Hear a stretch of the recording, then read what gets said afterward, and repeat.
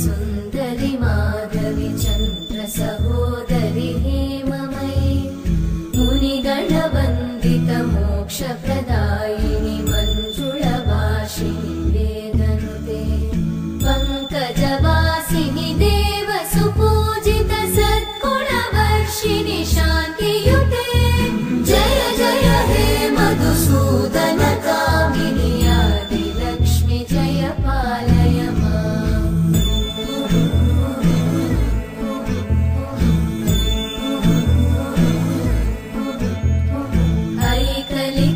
ऐकलिकल्मषनाशिनि कामिनि वैदिकरूपिणि वेदमये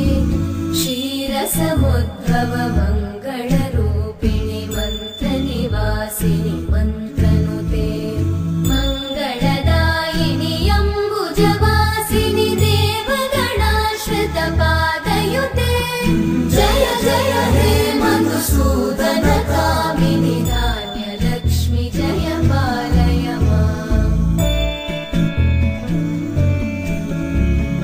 जय वरवर्णिनि वैष्णवि भार्गवि मन्त्रस्वरूपिणि मन्त्रमये सुरगणपूजित शीघ्रफलप्रद ज्ञानविकासिनि शास्त्रनुते भवभयहारिणि पापविमोचनि साधुजनाश्रितपादयुते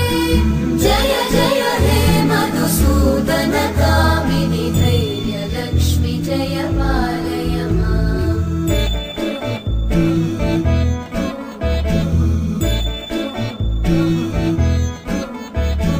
जय जय दुर्गतिनाशिनि कामिनि सर्वफलप्रद शास्त्रमये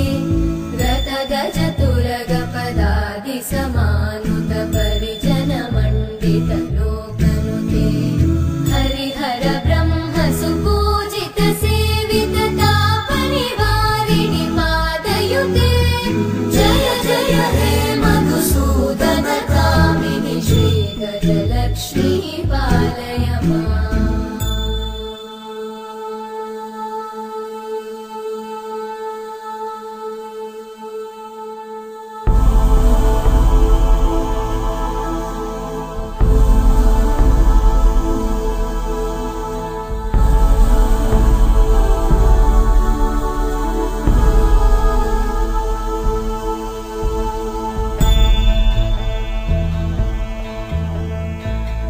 ऐकगवाहिनि मोहिनि चक्रिणि रागविवर्धिनि ज्ञानमये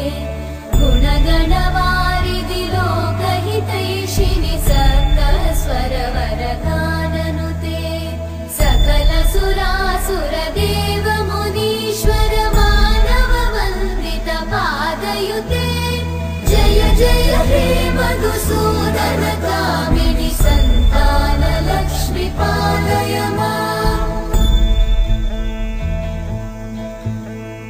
जय कमलासनि सद्गतिदायिनि ज्ञानविकासिनि गानमये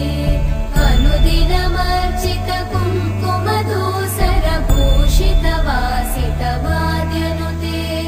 कनकधरा स्तुति वैभववन्दित शङ्कर देशिक मान्यपते जय जय हे मधुसूदन कामिनि विजयलक्ष्मि जय पालय माम्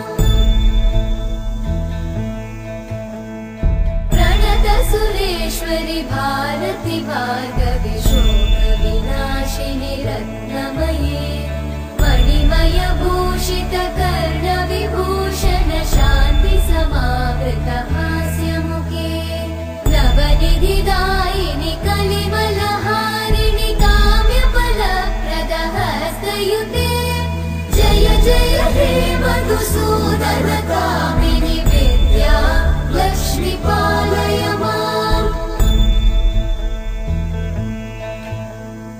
दिमि दिमि दिं दिमि दिं दिमि दिं दिमि दुन्दुभि